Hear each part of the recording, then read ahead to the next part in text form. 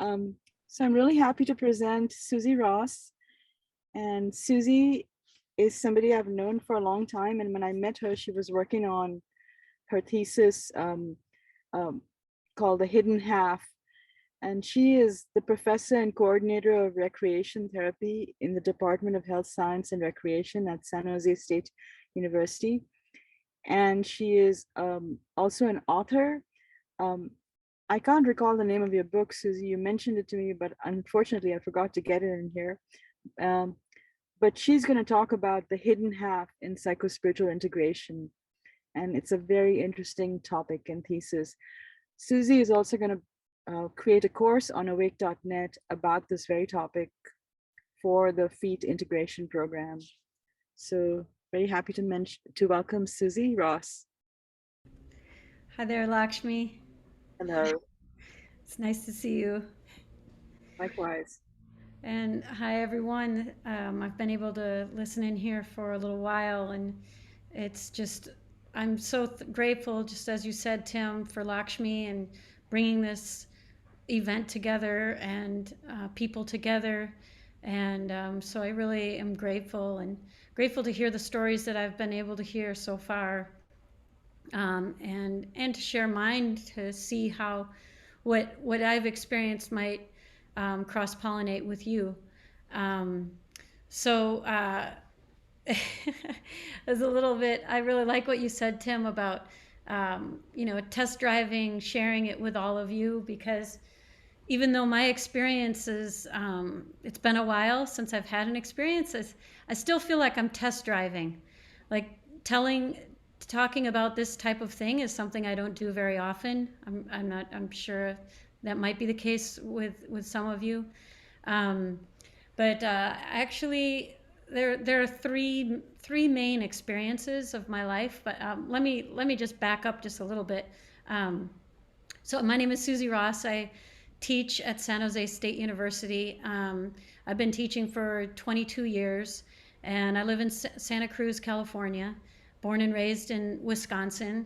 Um, and I was raised in a Catholic family, very kind of sort of not overly spiritual family, but they went to church every week and that kind of thing. Um, and when I was growing up, I was like really always wanting to be in nature, and I became really interested in mystical things, and the occult is what it was called when I was growing up. And I remember finding a little book about it and just having sort of fascination. Um, and then when I got into college and I got a job out in Colorado, Rocky Mountains, and leading backpacking trips.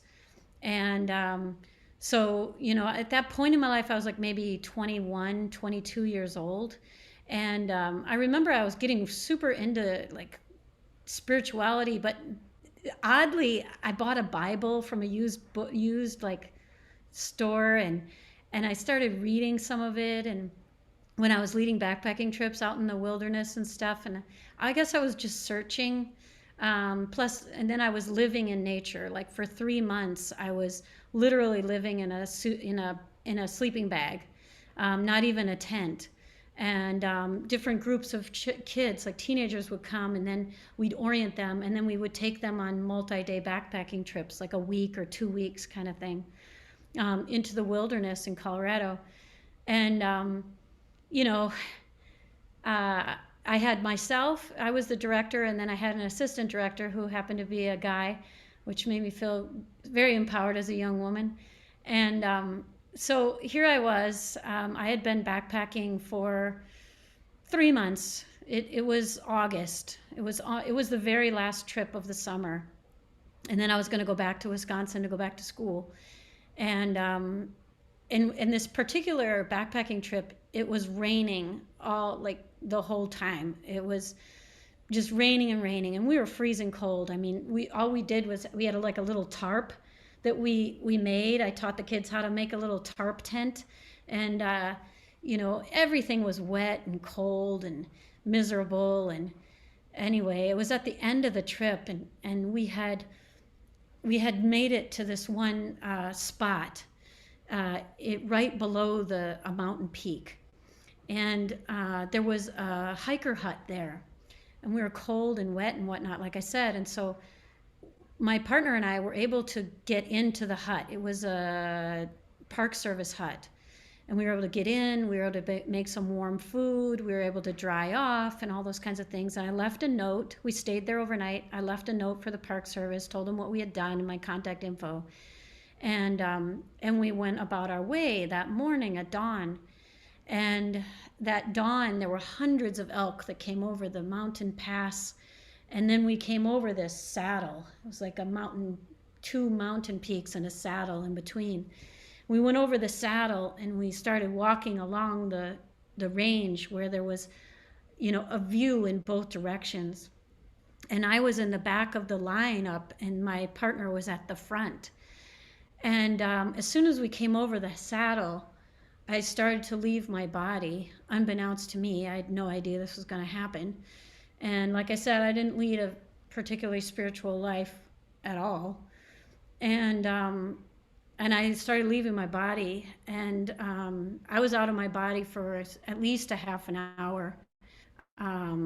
Based on, like, I've looked at Google Maps since then and I traced my steps and looked at, it was at least a half a mile, and we're walking with full backpacks. And so when I went out of my body, I experienced everything in the universe. I was all that you could see and not see. Being far places everywhere in the universe simultaneously was totally normal. I remember knowing that I was the wind, that I was a piece of bark, that I was a stone, that I was the star 5 millennia away from here. And I could feel all of it and know it, and it was all very normal. And I was definitely walking, but I have no memory with my eyes that whole half hour. I was obviously walked it, but I never saw anything with my human eyes. I remember, I think at some point, I think it was towards the end, that tears were coming down my face when I was coming into my body. And that I knew that palpably that every single molecule of the universe was infinite love, infinite wisdom, infinite power. And that all you had to do, like this sort of real internet, was to be in this state, and you could be all knowing of everything. You never need to read a book anymore. Nothing is analog, that everything could be instantaneous. And it was, this was 30 years ago. It happened in 1991. And it still gets me really shaken up, as you can maybe tell. And when I went down, getting to the edge, and we started going down the mountain, I started coming into my body. And that's when I began to see out of my eyes, and I saw these clouds starting to form all the way around me. And it was going to storm. There was a huge dark clouds going to storm. And I just remember thinking, I don't want it to storm. And then the next piece was, well, it just need to move the clouds. And then the next thought was, well, okay, I'll just move the clouds. And so I just moved the clouds. It was like moving my elbow, and and the clouds just moved. And it was raining all around us. And there were rainbows all around us, because it wasn't raining where we were, but it was raining all around us. And so then when I saw the clouds move and the rainbows come, and then I just lost it, because I was in this more in-between state of being aware of my humanness instead of being all that is. And in that in-between state, I just, it was overcome by so much emotion of the grandeur of the divine. And the only thing that could help me to cope in that state was I started singing. It's not like I thought this. I just started singing Amazing Grace out loud, quietly to myself. So I was just saying Amazing Grace the whole way down the mountain. And that really helped me.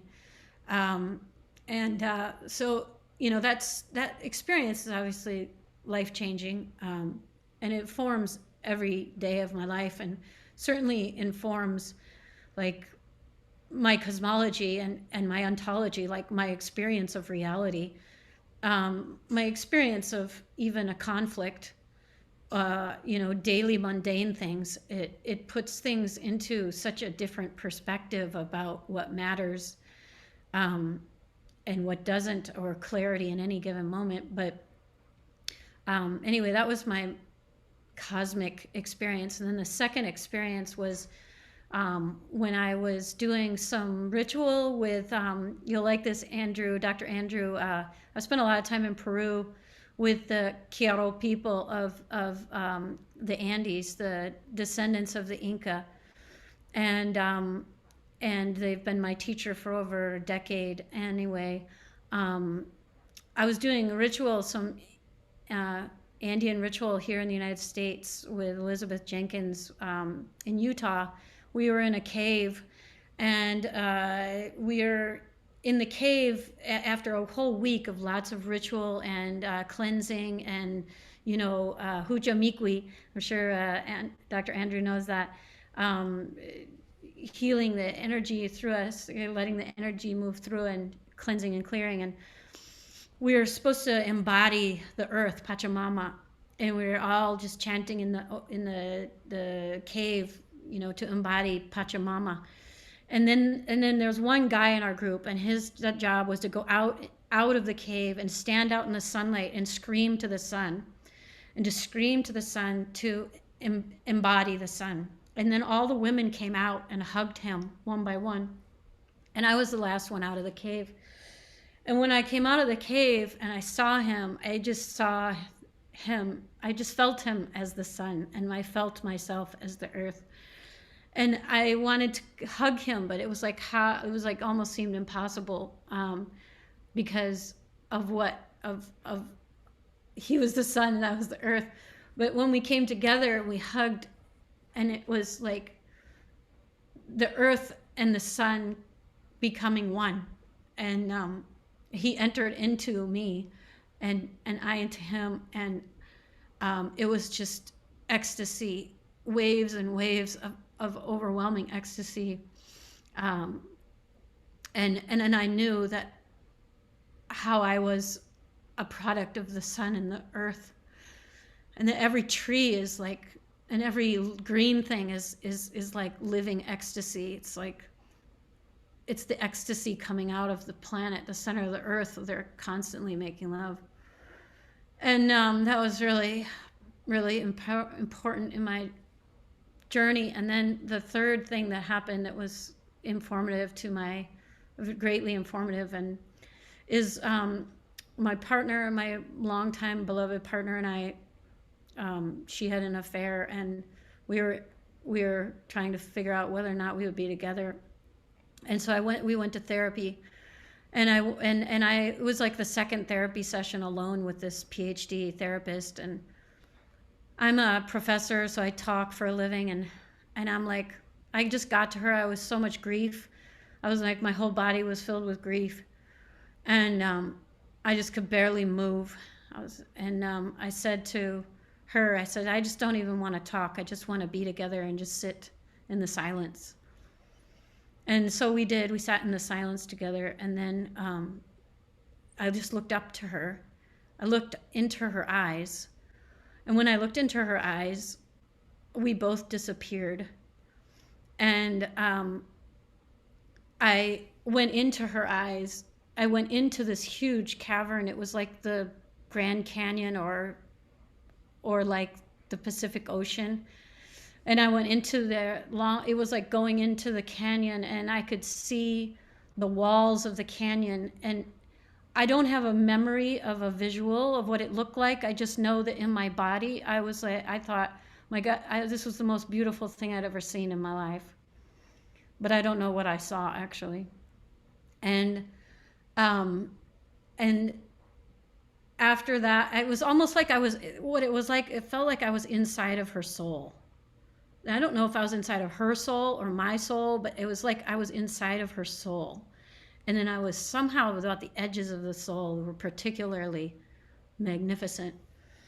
And then, we went up in the air, physically above our heads, about 5 or 6 feet above our heads, and we made love, like the most ecstatic love ever. But it wasn't a sexual love at all. It had nothing to do with bodies whatsoever. And then, we just went boom right into.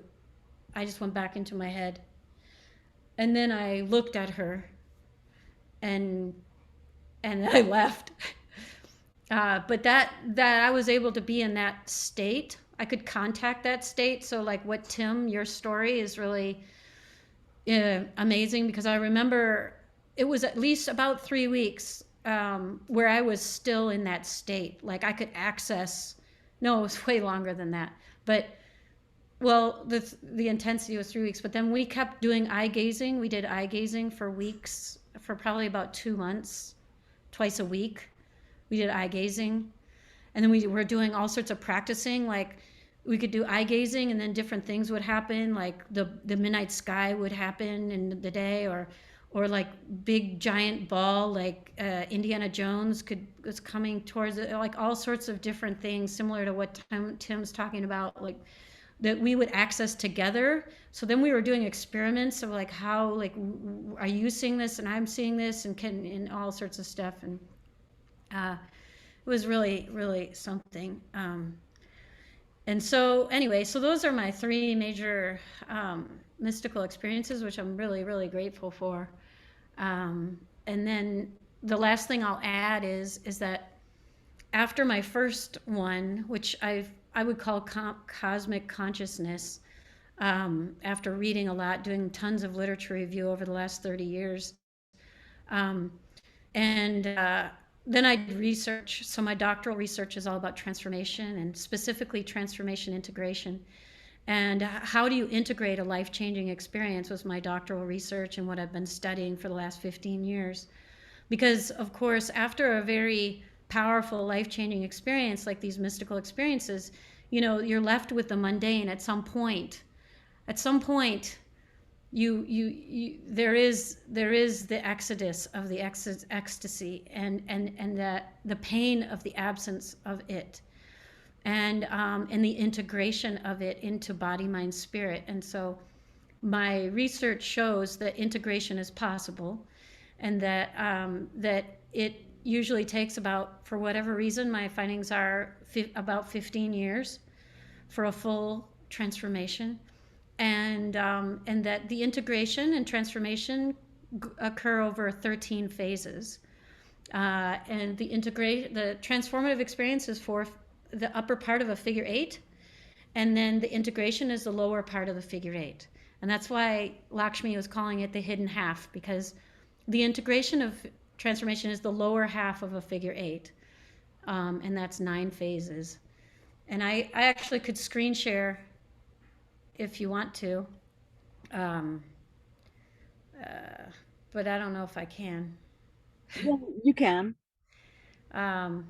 So it's, whoops, that's not it. This one right here. So you can see this is the figure 8, and this is the life-changing. This is the Joseph Campbell hero's journey here. This is the life-changing experience, the catalyst. And right here, when you start to, when the life-changing mystical aspect disappears and you're back to the mundane, back to the routine, that's right here. And that's when you begin the lower half, the hidden half of transformation. This is the part that's really flashy and sexy, or like, you can talk about. And then this part is the very dark part. This is the up in the sky, go skyward, masculine. And this is the feminine.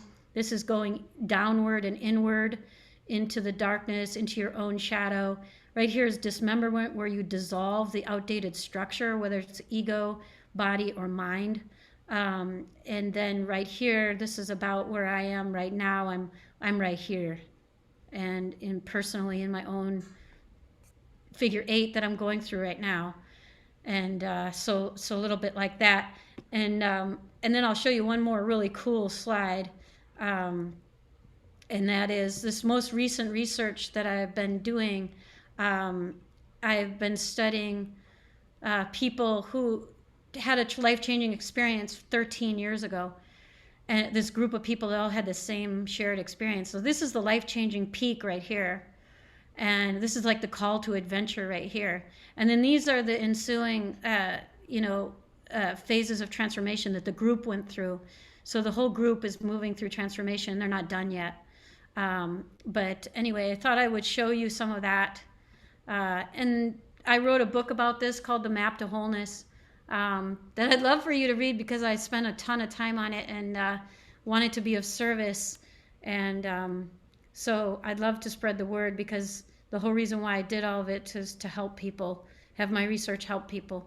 So there you have it. I think I have 5 minutes to spare.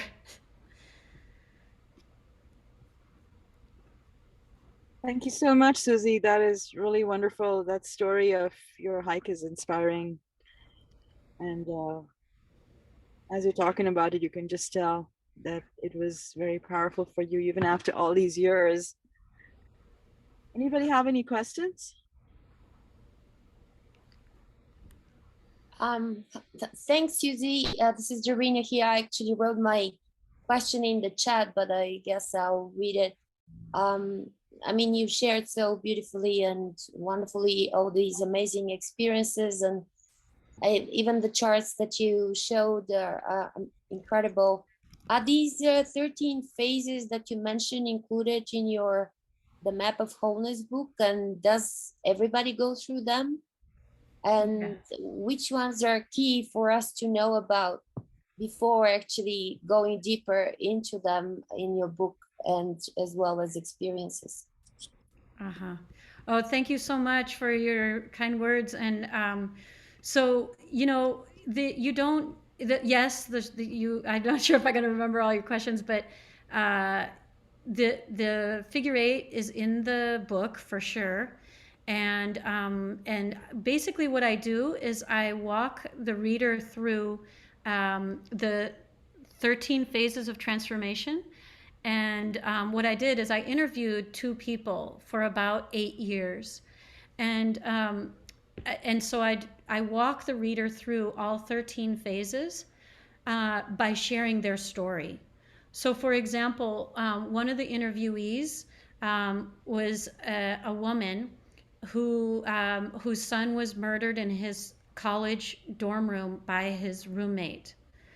And so her life-changing experience was when the police officers arrived and told her that her son had been murdered and that he was dead. And so I interviewed her through every single detail of her life that transpired over a course of about 16, 17 years, from before her son's death to present. And so then what I do is I tell her story, and I tell her exactly what happened in her actual life, detail by detail. But then what I do is I illuminate, okay, now she's moving from phase 2 to 3. Now she's in stage 3, and this is how we know. Now she's in stage 4, and this is what happened. And so I walk you through each phase, by illuminating the details of their life. And their life is the 13 phases unfolding. And then the second person that I interviewed was a beautiful man, Kenny, from the Deep South, who happens to be Black and was a criminal. He was a professional criminal in and out of jail and prison. And he had an awakening experience in prison, sitting with a guru who would come to prison and meditate. And so his life-changing experience was the awakening, and then his process over the course of about 18 plus years. There's probably more I could say, but so there's the 8 again. So on my website, I put up there www.suziross.net. I have little videos, like 3 to 4 minute videos for each phase. I have a quiz that you can take so that you can figure out what phase of transformation you're in. I mean, Tim is in the phase 3. He's in the life-changing experience right now. And so you can figure out what might help you. And I sure hope you share it widely because, like I said, I would like for my work to be of help. I just want to add that Suzi has told me this before, that the cycles, they're cyclic in that you're going through this cycle and then you're going through iterations of these phases throughout your life. That's what you're saying, right? And it's not just during this one integration, it's reintegration over and over again. Yeah, I mean, basically, when we have the life-changing experience, and I don't say this in my book because I didn't want my book to be overly spiritual and scare people off, but when you have the life-changing experience, you're either expand into the divine or you shatter into the divine with a trauma. And with that is an interpenetration of the divine into your body, mind, spirit. And also your soul more of your soul comes into your body during that life-changing experience. When you come down literally from the life-changing experience and you're going lower into the figure 8, you literally close back that openness and the interpenetration, you eventually close back up again, but you literally have more of your soul in your body and in your bubble, in your space. And then because it's like there's this extra substance that is you in your space. And that's the reason why we have to have dismemberment. Something has to die when we transform, because we have this extra more of us there. So the me, the identity that had been must dissolve, right? And it dissolves, and then everything rearranges to integrate the soul that has entered, the more of us that has entered. And so then and it reintegrates around a new structure, so that the new structure, and it reintegrates around the new structure, and then eventually at the bottom of the figure 8 is the birth. It's the birth of the new you. And the structure, the underlying new structure, it's like yeah, I won't get into details, but anyway, that's a little bit more detail. That's more detail than it's in my book. Well, thank you so much.